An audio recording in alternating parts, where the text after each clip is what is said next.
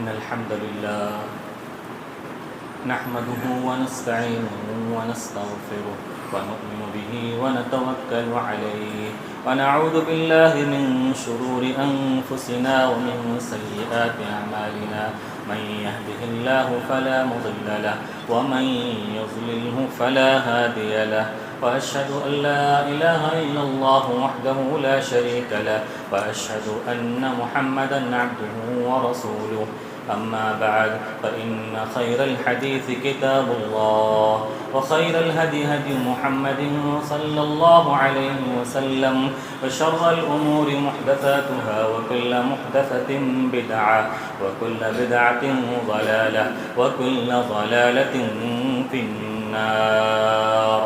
أعوذ بالله السميع العليم من الشيطان الرجيم. بسم الله الرحمن الرحيم. إن الله يأمركم أن تؤدوا الأمانات إلى أهلها وإذا حكمتم بين الناس أن تحكموا بالعدل إن الله نعم ما يعظكم به إن الله كان سميعا بصيرا. معزز حاضرین جمعہ، محترم دینی و ایمانی بھائیوں، بزرگوں، پیارے بچوں، نوجوان ساتھیوں، عزیز ماں اور بہنوں، پچھلے جمعہ کے دن جمعہ کی نماز کے بعد ایک اعلان میں نے آپ کے سامنے پڑھ کر سنایا تھا، جس کے اندر یہ بیان ہوا تھا کہ ہماری قوم کی نئی کمیٹی کی تشکیل اور نئے ذمہ داران، نئے اراکین، نئے ممبران کی نئی کمیٹی اگلے مہینے کی 5 تاریخ کو اس کا چناؤ، اس کا الیکشن اور اس کی ووٹنگ ہونے والی ہے. چونکہ اس اعلان کا تعلق عہدے سے، منصب سے اور اسی طرح سے کرسی، پد، گدی اور پوسٹ سے تھا، اس لیے مناسب سمجھا گیا کہ آج کی خطبہ جمعہ میں عہدہ اور منصب کے تعلق سے اسلامی تعلیمات کو، اسلامی ہدایات کو آپ کے سامنے رکھا جائے، پتہ چلے کہ ہمارا اسلام عہدہ اور منصب کو کس نظر سے دیکھتا ہے، عہدہ اور منصب کے لیے کیا ہدایات اور کیا تعلیمات ہمیں عطا کرتا ہے، تاکہ اس کی روشنی میں ہم عہدہ اور منصب اور کرسی اور پد اور گدی اور پوسٹ کا جو درجہ ہے اس کو سمجھیں اور اس کے مطابق اسلامی تعلیمات پر عمل کرنے کی کوشش کریں. اس موضوع اور ٹاپک پر روشنی ڈالنے کے لیے قرآن مجید سورۃ النساء کی آیت نمبر 58 میں نے آپ کے سامنے تلاوت کی، جس کے اندر اللہ رب العالمین کا ارشاد ہوا، ان اللہ یأمرکم ان تؤدوا الامانات الی اہلها. اللہ تمہیں حکم دیتا ہے کہ لوگوں، اللہ کا حکم ہے کہ امانتوں کو امانت والوں تک پہنچا دو، حق والوں تک پہنچا دو. وَإِذَا حَكَمْتُمْ بَيْنَ النَّاسِ أَن تَحْكُمُوا بِالْعَدْلِ، اور جب لوگوں کے درمیان انصاف کرنے کا معاملہ آئے، فیصلہ کرنے کا معاملہ آئے تو انصاف کے ساتھ فیصلہ کیا کرو. ان اللہ نعم ما یعظکم بہ، کیا ہی اچھی نصیحت ہے، کیا ہی بہترین نصیحت ہے جو اللہ تمہیں کر رہا ہے. جان لو ان اللہ سمیع بصیرا، اللہ خوب سننے والا اور ہر چیز پر نگاہ رکھنے والا ہے.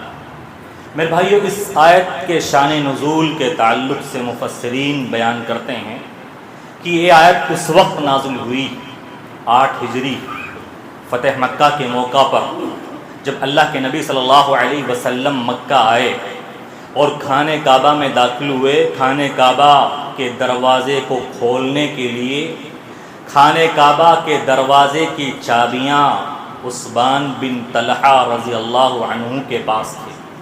عثمان بن طلحہ رضی اللہ عنہ کو یہ اعزاز، یہ شرف حاصل تھا کہ اسلام لانے سے پہلے سے ہی خانہ کعبہ کی چابیاں، ان کی حفاظت کی ذمہ داری، ان کی رکھوالی یہ ان کے خاندان کے پاس تھی، ان کے قبیلے کے پاس تھی۔ عثمان بن طلحہ رضی اللہ عنہ کو آپ نے بلایا اور کہا کہ خانہ کعبہ کی چابیاں دیجیے۔ جب آپ کا کام مکمل ہو گیا، آپ نے خانہ کعبہ کو کھول لیا اور اس کی صفائی کا کام یا جو آپ کو نماز پڑھنا تھا یہ ہو گیا، تب اللہ نے یہ آیت نازل فرمائی، ان اللہ یأمرکم ان تؤدوا الامانات الی اہلہا، یہ اللہ کا حکم ہے اے نبی کہ امانتیں آپ امانت والوں کے پاس پہنچا دو۔ اب آپ کا کام ہو گیا ہے، اب خانہ کعبہ کی چابیاں، ان کی حفاظت اور رکھوالی کی ذمہ داری جس کے پاس تھی، عثمان بن طلحہ کو یہ واپس چابیاں لوٹا دو۔ میرے بھائیوں، قرآن کریم کی اس آیت سے پتہ چلتا ہے کہ خانہ کعبہ کی رکھوالی کرنا یہ بھی ایک ذمہ داری والا کام تھا، یہ بھی ایک عہدہ اور منصب تھا، بہت بڑی ذمہ داری تھی، بہت بڑی امانت تھی۔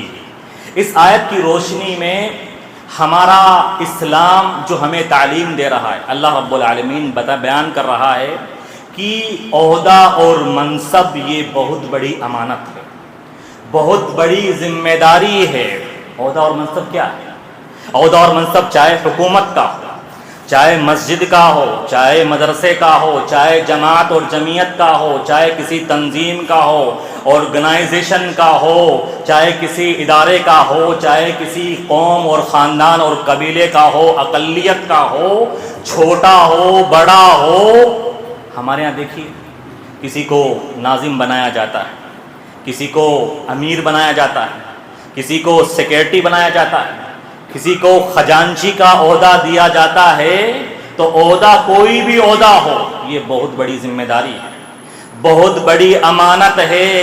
اس وجہ سے ہمارے اسلام کی سب سے پہلی تعلیم جو ہر انسان کو پتہ ہونی چاہیے، عہدہ بہت بڑی ذمہ داری ہے، بہت بڑی امانت ہے۔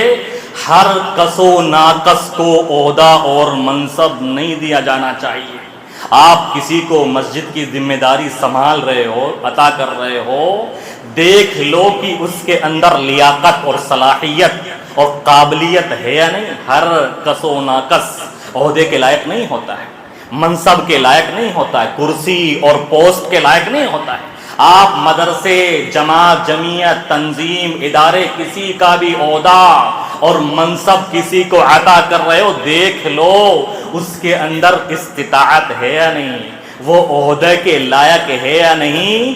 کیونکہ عہدے کے لائق کوئی نہیں رہا اور اس نے عہدہ لے لیا، پھر معاملہ خراب ہونے والا ہے، پھر فساد ہونے والا ہے، معاملہ ڈاواں ڈون ہونے والا ہے۔ یہ عہدہ اور منصب انسانی ضرورت ہے، انسان کی ضرورت ہے۔ اگر عہدہ اور منصب نہ ہو تو مسلمانوں کا یا قوموں کا آپسی اجتماعیت کا معاملہ ڈاواں ڈول ہو جائے گا۔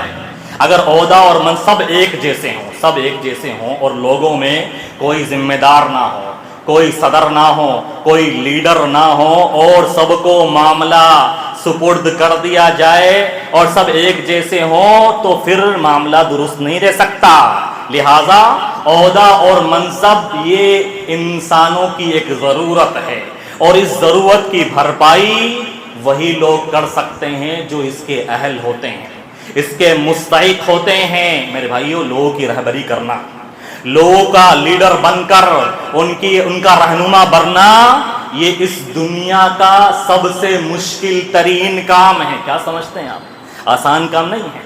سارے لوگوں کو ایک ساتھ لے کر چلنا، اس کے لیے بہت ساری خوبیاں چاہیے، بہت ساری صفات چاہیے، بہت ساری کوالٹی ہونی چاہیے۔ ہر کس و ناقص اس عہدے اور منصب کے لائق نہیں ہوتا۔ سب سے پہلی تعلیم دیکھ لو، پرکھ لو کہ جس کو عہدہ اور منصب ہم عطا کر رہے ہیں وہ اس لائق ہے یا نہیں، وہ لے کر چلنے کے لائق ہے نہیں۔ میرے بھائیوں، عہدہ اور منصب اس قدر اہمیت کا حامل چیز ہے کہ اللہ تعالیٰ نے اس کی ٹریننگ اپنے انبیاء کرام کو دی. انبیاء کرام جو بعد میں چل کر کسی قوم کے نبی بننے والے ہوتے ہیں، رسول بننے والے ہوتے ہیں، اللہ تعالیٰ شروع سے ہی ان کی ٹریننگ کرتا ہے. ٹریننگ کس طرح سے دیکھیے، اللہ کے نبی صلی اللہ علیہ وسلم ارشاد فرماتے ہیں ما من نبی الا ورع الغنم. جتنے بھی نبی اس دنیا میں آئے ہر نبی نے بکریاں چرائی ہیں. بکریاں چرائی. کیا مقصد تھا ہر نبی کو بکریاں چرانے کا؟ اللہ تعالیٰ در حقیقت یہ نبیوں کی تربیت کر رہا ہے، ٹریننگ کر رہا ہے کہ بھائی آپ کے سر پر نبوت اور رسالت کا تاج رکھا جائے گا، لوگوں کی رہبری کرنا ہے آپ کو، لوگوں کو کی ہدایت کرنا ہے، لوگوں کا رہنما بننا ہے. آپ کے اندر وہ صفات، وہ خوبیاں، وہ کوالٹیاں ہونی چاہیے. ایک بکری چرانے والا اس کے اندر صبر ہونا چاہیے، قوت برداشت ہونا چاہیے، تحمل ہونا چاہیے. جس کے اندر برداشت نہ ہو، قوت تحمل نہ ہو، صبر نہ ہو، وہ بکریاں نہیں چرا سکتا. اسی وجہ سے اللہ کے نبی صلی اللہ علیہ وسلم بھی عہدہ اور منصب عطا کرنے سے پہلے صحابہ کرام کے اندر پائی جانے والی خوبیوں پر آپ کی گہری نظر ہوا کرتی تھی. آپ جانچتے تھے، پرکھتے تھے، کیونکہ عہدہ اور منصب ایسی ویسی چیز نہیں ہے، ایک امانت ہے، امانت. اور جس کے اندر آپ یہ عہدہ اور منصب اور کرسی سنبھالنے کی صلاحیت اور قابلیت نہیں دیکھتے، آپ اسے منع کر دے تم کبھی بھی عہدہ اور منصب نہیں سنبھالنا، مت سنبھالنا. ابو ذر غفاری رضی اللہ عنہ آئے اللہ کے رسول صلی اللہ علیہ وسلم کے پاس اور کہا اے اللہ کے نبی صلی اللہ علیہ وسلم الا تستعملونی، کوئی کام مجھے بھی دے دیجئے، کسی کام کی ذمہ داری مجھے بھی عطا کر دیجئے، بہت سارے کام ہیں. اللہ کے رسول صلی اللہ علیہ وسلم جانتے تھے ابو ذر کے اندر عہدہ اور منصب سنبھالنے کی صلاحیت اور لیاقت نہیں ہے. آپ نے ان کے کندھے پر پیار سے ہاتھ رکھا اور فرمایا انی اراک ضعیف، اے ابو ذر تم بہت کمزور انسان ہو، تم بہت کمزور انسان ہوں. وَإِنِّي أُحِبُّ لِنَفْسِكَ مَا أُحِبُّ لِنَفْسِي، جو چیز میں اپنے لیے پسند کرتا ہوں وہ تمہارے لیے پسند کرتا ہوں، یعنی تمہارا خیر خواہ ہوں. لا تتولى على اثنين، کبھی دو آدمیوں کی بھی ذمہ داری تم پر ڈالی جائے قبول مت کرنا، قبول مت کرنا. میرے بھائیوں، عہدہ اور منصب کے لیے بہت ساری صفات چاہیے. دیکھ لیجیے اس کے اندر یہ صفات ہے، یعنی کیا چاہیے میں نے بیان کیا.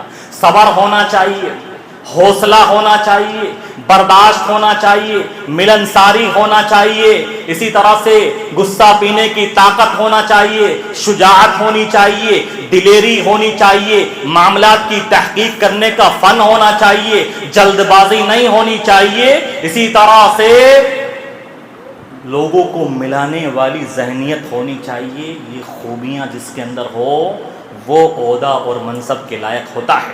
ہمارے شریعت کا دوسرا اصول اور قانون یہ ہے مانگنے والے کو کبھی عہدہ نہ دیا جائے. جو عہدے کو مانگتا ہو، اس کی طلب رکھتا ہو، مانگتا اگرچہ زبان سے ظاہر نہ کرتا ہو، اس کی طلب رکھتا ہو، اس کی خواہش رکھتا ہو اور اس کے لیے جد و جہد کرتا ہو اور اس کی تمنا کرتا ہو، اس کو کبھی بھی عہدہ اور منصب نہ دیا جائے. کیونکہ جو اس کا لالچی ہوتا ہے، اس کو مانگتا ہے اور اس کی تڑپ رکھتا ہے، اس کی آرزو رکھتا ہے، وہ کبھی بھی عہدہ اور منصب کی ذمہ داری ادا نہیں کر سکتا. کیونکہ ایسا شخص در حقیقت عہدے کو ذمہ داری سے زیادہ، امانت سے زیادہ اپنے اعزاز کا باعث سمجھتا ہے، اپنے لیے باعث عزت سمجھتا ہے. میں صدر بن گیا، اب میں صدر کے نام سے پکارا جاؤں گا. میرے ساتھ ناظم کا ٹائٹل لگ گیا، اب میں ناظم سمجھا جاؤں گا. مجھے ممبر بنا دیا جائے گا تو اب میں لوگوں کے درمیان ممبر مانا جاؤں گا، اس سے میرا نام ہوگا، میری شہرت ہوگی. جو عہدے کو طلب کرے گا وہ اس کو اپنے ذاتی فائدے کے لیے استعمال کرے گا. اللہ کے نبی صلی اللہ علیہ وسلم نے نصیحت کی اپنے صحابی عبد الرحمن بن سمرہ رضی اللہ عنہ کو فرمایا، عبد الرحمن بن سمرہ سے ان کو نصیحت کی اے عبد الرحمن لا تسأل الامارہ، کبھی بھی عہدہ اور منصب کا سوال مت کرنا، اس کی آرزو دل میں پال کے مت رکھنا، اس کی تڑپ اور خواہش مت رکھنا. اگر تم نے سوال کیا، عہدہ اور منصب سے محبت کی، فإنها إن أوتيتها عن مسألة وكلت إليها، اگر تم نے مانگا، اس کے لیے کوشش کی، اس کے لیے سیاست کی، اس کے لیے فتنہ و فساد پھیلایا، تو تم اسی کے حوالے کر دیے جاؤ گے، اللہ کی مدد نہیں آئے گی۔ وَإِنْ أُعْطِيتَهَا عَنْ غَيْرِ مَسْأَلَةٍ أُعِنْتَ عَلَيْهَا، لوگوں نے تمہیں بہترین جانا، مستحق جانا، تمہارے اندر قابلیت کو پہچانا، تمہارے اندر صلاحیت کو دیکھا، تمہیں بنا دیا، بغیر چل کر تمہارے پاس عہدہ اور منصب آیا، تو پھر تمہاری مدد کی جائے گی، اللہ کی توفیق آئے گی۔ پتہ چلا مانگنے والے کو عہدہ نہیں دینا چاہیے، مانگنے والے کو کبھی بھی عہدہ نہیں دینا چاہیے۔ سمجھ لیجئے، سمجھ لینا چاہیے کہ کبھی بھی یہ اس عہدہ اور منصب کی ذمہ داری کو ویسے ادا نہیں کر سکتا جیسے اللہ چاہتا ہے۔ اخلاص نیت کے ساتھ کبھی بھی وہ اس کو امانت نہیں سمجھتا۔ تو دوسرا اصول اور قانون ہمارے اسلام نے ہمیں بتایا ہے، ضابطہ بتایا ہے کہ ہر مانگنے والے کو عہدہ نہیں دینا چاہیے۔ اور اللہ کے نبی صلی اللہ علیہ وسلم مانگ کر جو عہدہ لیا کرتے تھے ان کو صاف منع کرتے تھے۔ ابو موسیٰ اشعری رضی اللہ عنہ بیان فرماتے ہیں کہ میرے ساتھ دو لوگ اللہ کے رسول صلی اللہ علیہ وسلم کے پاس آئے، میں بھی ان کے ساتھ تھا۔ ایک نے کہا اللہ کے رسول الا تستعملونی، مجھے کوئی کام دے دو، مجھے کوئی عہدہ اور منصب دے دو۔ دوسرے نے بھی یہی بات کی، اللہ کے رسول مجھے کوئی عہدہ اور منصب دے دو۔ اللہ کے رسول صلی اللہ علیہ وسلم نے ارشاد فرمایا ہم مانگنے والے کو عہدہ نہیں دیتے، ہم مانگنے والے کو عہدہ نہیں دیتے۔ علماء کرام کہتے ہیں کیوں اللہ کے رسول صلی اللہ علیہ وسلم نے مانگنے والے کو عہدہ دینے سے منع کیا ہے؟ پہلی وجہ دیکھو، عہدہ ملنے کے بعد انسان کے پاس پاور آ جاتا ہے، انسان کمزوری سے طاقتور بن جاتا ہے۔ اب ممکن ہے کہ وہ اس عہدے کا استعمال غلط کرے گا۔ عہدہ ملنے سے پہلے اگر اس کا کسی سے کوئی لفڑا یا کوئی لڑائی جھگڑا ہے، اب وہ اس کو انتقام لینے کے لیے اس کا استعمال کرے گا، اور اس کے اندر وہ حاکمیت جتائے گا، اور اس کے اندر وہ ٹھیکیداری جتائے گا۔ ایسے امکانات ہے، اس لیے کسی کو بھی عہدہ نہیں دینا چاہیے۔ ان احادیث کی وجہ سے اللہ کے نبی صلی اللہ علیہ وسلم کے صحابہ اور سلف صالحین عہدے کے بارے میں بڑے محتاط رہتے تھے، عہدہ اور منصب کے لالچی نہیں ہوا کرتے تھے، بلکہ اگر عہدہ ملتا بھی تھا تو اس کو واپس کر دیتے تھے کہ ہم سے بہترین کوئی ہے اس کو بنا دیا جائے۔ عمر بن خطاب رضی اللہ عنہ کے بارے میں دیکھیے آپ، کس طرح سے عہدہ ملنے کے بعد احساس ذمہ داری کس طرح سے تھی۔ عمر بن خطاب رضی اللہ عنہ کا انتقال قریب آیا، لوگوں نے آپس میں باتیں شروع کر دی، عمر رضی اللہ عنہ کا انتقال ہونے والا ہے، زخمی ہو گئے ہیں اور یہ آخری وقت چل رہا ہے، ان کے بیٹے ابن عمر کو، عبداللہ بن عمر کو خلافت دے دی جائے، عہدہ اور منصب عطا کر دیا جائے۔ جب بات پہنچی عمر فاروق رضی اللہ عنہ کے بارے میں، حالانکہ جانتے تھے وہ کہ میرا بیٹا عبداللہ عہدہ اور منصب کے لائق ہے، اس کے اندر صلاحیت ہے، لیکن ڈر اس بات کا تھا کہ اگر میرے بیٹے نے ذمہ داری عطا نہیں کی تو کل قیامت کے دن وہ اس کے لیے باعث ذلت اور رسوائی بن جائے گی، کیونکہ اللہ کے رسول صلی اللہ علیہ وسلم نے عہدے کے بارے میں ارشاد فرمایا ہے وَإِنَّهَا لَأَمَانَةٌ، کہ عہدہ اور منصب اور کرسی اور پد اور پوسٹ یہ بہت بڑی امانت ہے، وَإِنَّهَا لَخِزْيٌ وَنَدَامَةٌ، کل قیامت کے دن یہ باعث ذلت اور رسوائی بننے والا ہے۔ میرے بیٹے ابن عمر نے، عبداللہ نے اگر اس کا حق ادا نہیں کیا، قیامت کے دن رسوائی ہاتھ آئے گی، ذلت ہاتھ آئے گی، اور لوگ کس طرح سے اپنے بیٹے سے دور کر رہے ہیں اور اپنے بیٹے کے خلاف کر رہے ہیں اور کہہ رہے ہیں یہ میرا بیٹا عہدہ اور منصب سنبھالے گا، میرے بعد خلیفہ بنے گا، جسے طلاق دینے کا طریقہ معلوم نہیں ہے وہ کیسے تم لوگوں کا خلیفہ اور سردار بن سکتا ہے، یہ اس قابل نہیں ہے۔ ایک مرتبہ انہوں نے حالت حیض میں اپنی بیوی کو طلاق دے دیا تھا، تو اللہ کے رسول نے کہا واپس لوٹاؤ، یہ طلاق درست نہیں ہے۔ تو ابن عمر رضی اللہ عنہ کس طرح سے دیکھیے خوف کھا رہے ہیں اور ڈر رہے ہیں کہ یہ عہدہ اور منصب میری اولاد کو مل گیا اور ذمہ داری عطا نہیں کی گئی جب ادا نہیں ہوئی تو کل قیامت کے دن باعث ندامت اور ذلت بن جائے گی۔ اللہ کے نبی صلی اللہ علیہ وسلم نے ایک جگہ اور ارشاد فرمایا انکم تحرسون علی الامارہ، تم عہدہ اور منصب کے لالچی بن گئے ہو، اس کی حرص کرتے ہو۔ سن لو وَإِنَّهَا خِزْيٌ يَوْمَ الْقِيَامَةِ، قیامت کے دن یہ عہدہ اور منصب تمہیں افسوس کرنے پر ابھارے گا، تم نادم ہوں گے، تم افسوس کرو گے کاش ہم نے یہ عہدہ قبول نہ کیا ہوتا۔ إِلَّا مَنْ أَخَذَهَا وَأَدَّى الَّذِي فِيهَا، لیکن وہ شخص جس نے عہدہ اور منصب کا حق ادا کر دیا اور اس کی جو ذمہ داری تھی وہ ادا کر دی، تو قیامت کے دن اس کے لیے فضیلت کا باعث بنے گا۔ میرے بھائیو، ان حدیثوں کو بیان کرنے کا مقصد قطعاً یہ بھی نہیں ہے کہ کوئی آدمی اگر مستحق ہو، اہل ہو، قابل ہو، اس کے اندر صلاحیت ہو اور لوگ بنا رہے ہیں تو وہ دور ہو جائے، وہ دور ہو جائے۔ بعض چیزیں ایسی ملتی ہے شریعت میں، اگر سامنے والے کو جس کو عہدہ مل رہا ہے اس کو لگتا ہے کہ اگر میں نے یہ عہدہ قبول نہیں کیا تو دوسرے خائن لوگ، خیانت کرنے والے عہدہ اور کرسی پر آ جائیں گے اور اس کا غلط استعمال کریں گے، قوم اور جماعت کو نقصان پہنچائیں گے، تو ایسی حالت میں اس انسان کو عہدہ قبول کر لینا چاہیے۔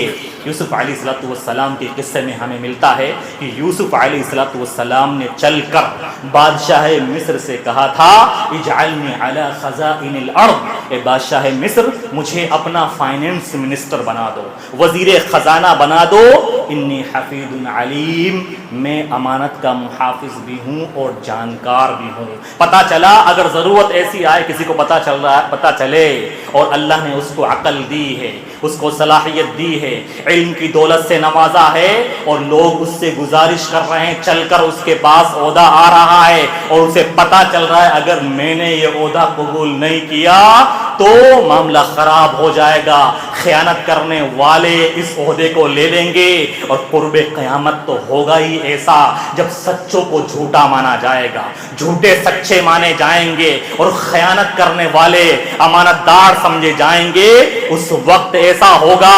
اللہ کے رسول صلی اللہ علیہ وسلم نے ارشاد فرمایا اذا وسد الامر الى غیر اہلہ فانتظر الساعہ، جب عہدہ اور منصب ان کو دیا جائے گا جو اہل نہیں ہوں گے، جو حقدار نہیں ہوں گے، جو صلاحیت والے، قابلیت والے نہیں ہوں گے، تو قیامت کا انتظار کرنا، قیامت اسی وقت آئے گی۔ اور دیکھ لیجیے آج عہدہ اور منصب کے لیے اس وقت دنیا میں چاہے کسی بھی قوم کا مسئلہ ہو، کسی بھی قوم کا مسئلہ ہو، جتنی نا اتفاقیاں، جتنی لڑائیاں اور جتنی دشمنیاں، جتنے تعلقات توڑے جاتے ہیں، میرے بھائیوں کسی اور چیز کے لیے عہدہ اور منصب کے لوگ پجاری بن گئے ہیں اور خائن جن کے ساتھ خیانت کی داستانیں جڑی ہوئی ہیں وہ بھی اس کو حاصل کرنے میں پیش ہوتے ہیں، اس کے لیے سیاستیں چلتے ہیں اور کسی بھی حد تک جانے کے لیے تیار ہو جاتے ہیں، لوگ پر جھوٹے الزامات لگانا،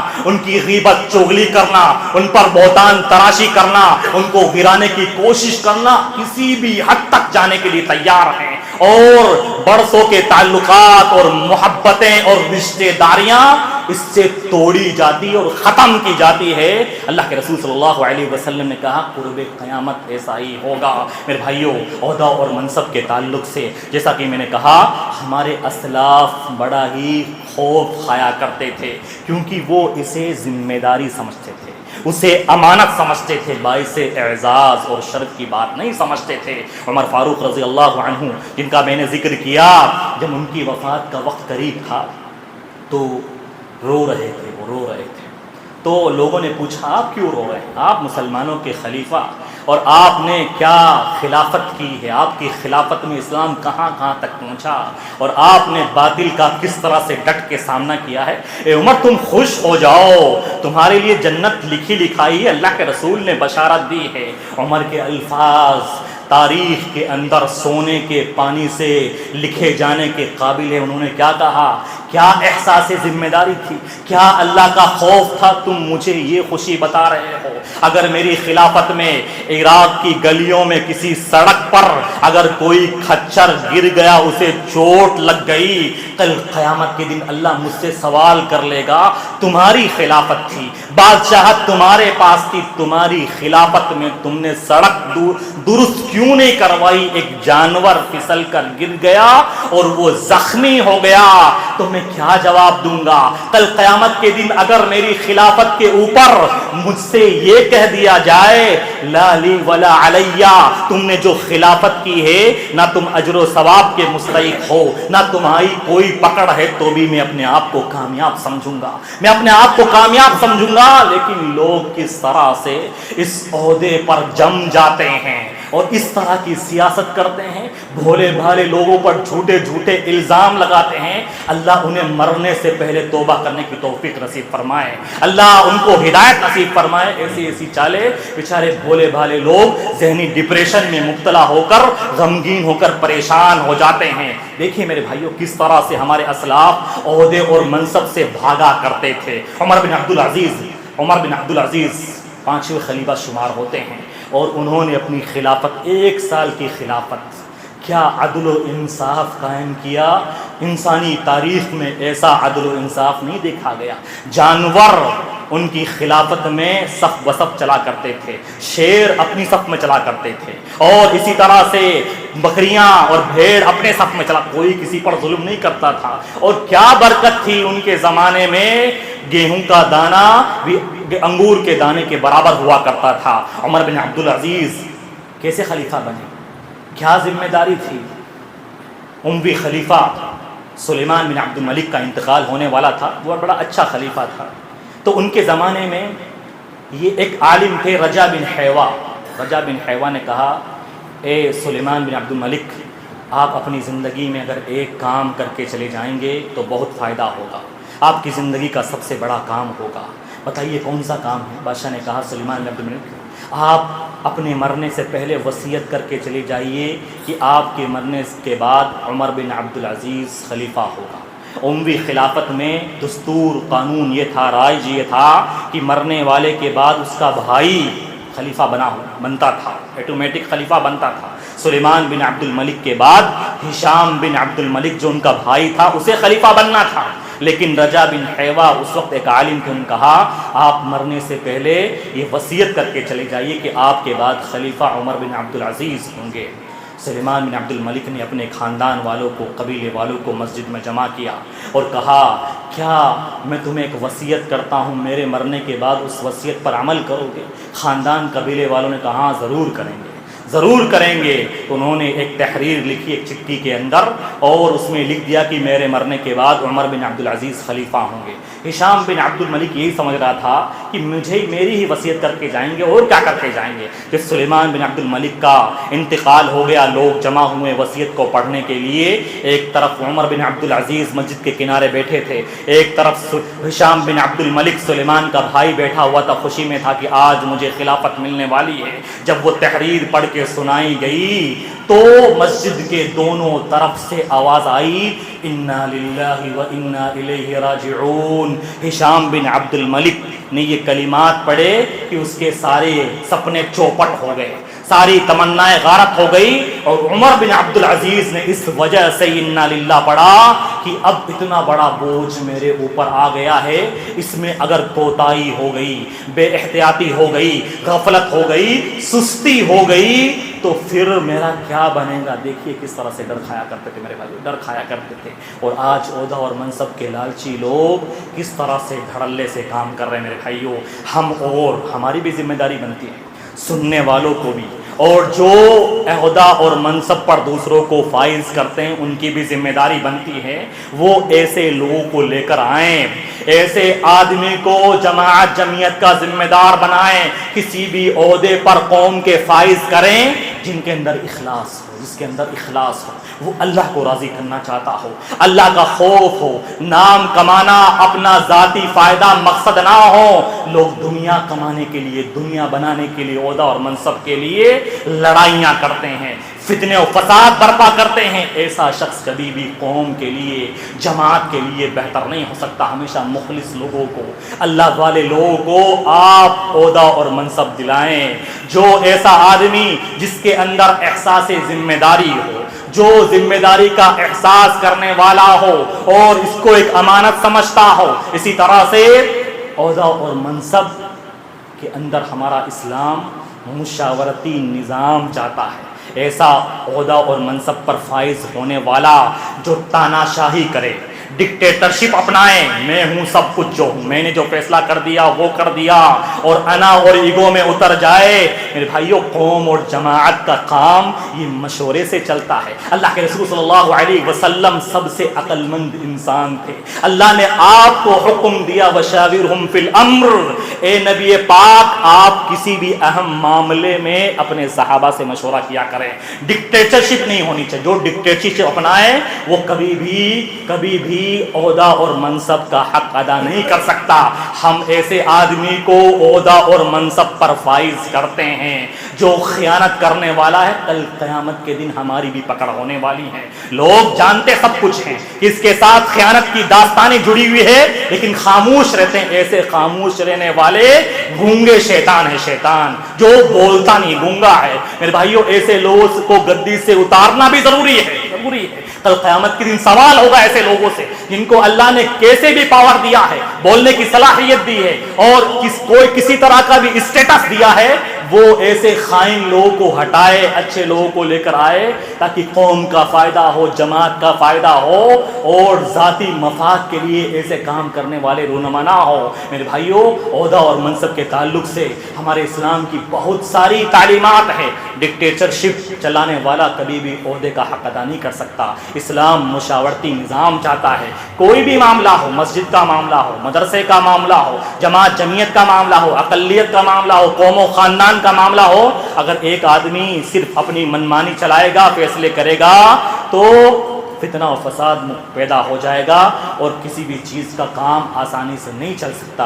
میرے بھائیوں اللہ کے نبی صلی اللہ علیہ وسلم لوگوں کی خوبیوں کے اعتبار سے عہدہ اور منصب دیا کرتے تھے، عہدہ اور منصب سے ڈرایا کرتے تھے، لیکن جن کے اندر خوبی ہوتی تھی ان کو عہدہ اور منصب سونپا کرتے تھے۔ جس کے اندر خوبی ہو اس کو آگے بھی آنا چاہیے، اس کو آگے بھی آنا چاہیے، ورنہ کل قیامت کے دن یہ بھی سوال کرے گا میں نے تمہیں دوسروں سے بہتر بنایا تھا، تمہیں بولنے کی طاقت دی تھی، تمہیں صلاحیت دی تھی، تمہیں علم عطا کیا گیا تھا، تم نے وہ کام کیوں نہیں کیا۔ اسی طرح سے آخری بات میرے بھائیوں، جو جس فیلڈ کا ہو، فیلڈ کے آدمی کو عہدہ اور منصب عطا کرنا چاہیے۔ میرے بھائیوں اگر کوئی ڈرائیور ہے، درجی ہے، اس کو آپ اگر مائنس کا بنا ایسوسیشن کا ہیڈ بنا دے، کیا کرے گا وہ؟ کیا کرے گا؟ اگر کسی درجی کو آپ مسجد کا ذمہ دار بنے، کیا کرے گا وہ؟ بھائی جس فیلڈ کا جو آدمی ہے، آپ ہاسپٹل کا ذمہ دار کسی نائی کو بنا دے، کیا کرے گا وہ؟ کیا کرے گا؟ میرے بھائیوں فیلڈ والے کو عہدہ اور منصب دو، اس کو آگے لاؤ تاکہ وہ فیلڈ کے اعتبار سے کام کرے۔ ہمارے ہاں کوئی کسی لائق ہوتا نہیں ہے، کسی کا فیلڈ کچھ ہے، کسی کا فیلڈ کچھ ہے۔ اگر ہاسپٹل کی ذمہ داری، ہاسپٹل کا عہدہ اور منصب اور کرسی دے دی جائے نااہل لوگوں کو، موچی کو یا باورچی کو یا ڈرائیور کو، وہ درجی کو، تو کیا ہاسپٹل کامیاب ہو پائے گا؟ وہ ترقی کر پائے گا؟ نہیں ہو سکتا۔ لہذا ہر فیلڈ میں جو اس فیلڈ کا ماہر ہو، جانکار ہو، اس کو عہدے اور منصب پر لانا چاہیے۔ ہمارے یہاں عہدے اور منصب کے لیے ووٹ بیچے جاتے ہیں میرے بھائیو، لوگ 500 کی خاطر اپنا ووٹ بیچتے ہیں۔ استغفر اللہ من ذالک۔ آپ کو کسی کو ووٹ دینا مت دیجیے، آپ پیسہ کسی اور سے لے رہے ہو اور ووٹ کسی اور کو کر رہے ہو، یہ حرام خوری ہے، حرام۔ 500 روپے سے آپ مالدار نہیں ہو سکتے، 1000 روپے سے آپ مالدار نہیں ہو سکتے۔ لوگ 3 4 لوگوں سے پیسہ رکھ لیتے ہیں اور ووٹ ایک کو ہی دینا۔ استغفر اللہ من ذالک۔ آپ اپنے مرد ہونے کا ثبوت دیجئے، ظرف ہونے کا ثبوت دیجئے، بکیے مت ایسے کھانے کے لیے، اور پیسوں کے نام پر بکیے مت۔ ووٹ بیچے جا رہے ہیں، خریدے جا رہے ہیں، استغفر اللہ من ذالک، اس عہدے اور منصب کے لیے، اور خریدنے والے بھی دھڑلے سے خرید رہے ہیں اور نام لکھوا رہے ہیں۔ اللہ کے عذاب سے ڈریں، اللہ کل قیامت کے دن پوچھے گا بخشا. آپ نے ان لوگوں کو عہدہ اور منصب عطا کیا جو لائق نہیں تھے, جنہوں نے قوم اور سماج کا بیڑا غرق کر دیا, آپ نے ان کو آگے لا کر کھڑا کر دیا. کل قیامت کے دن پونچھ ہونے والی ہے اور آخرت میں انجام برا ہونے والا ہے. اللہ تعالیٰ سے دعا ہے کہ اللہ تعالیٰ ہماری قوم کو صحیح سمجھ عطا فرمائے. اللہ تعالیٰ ہمیں صحیح لوگوں کا ساتھ دینے والا بنائے. اللہ تعالیٰ جو جانکار ہیں, سمجھدار ہیں, اللہ تعالیٰ ان کو آگے لانے والا بنائے. اللہ تعالیٰ جو خیانت کرنے والے ہیں, جو برا کرنے والا ہے, ان کے شر سے ہمیں بچائے. اللہ تعالیٰ عہدے اور منصب کے تعلق سے اسلامی تعلیمات پر عمل کرنے والا بنائے. آمین. اقول قولی ھذا استغفر اللہ لی ولکم سائر المسلمین.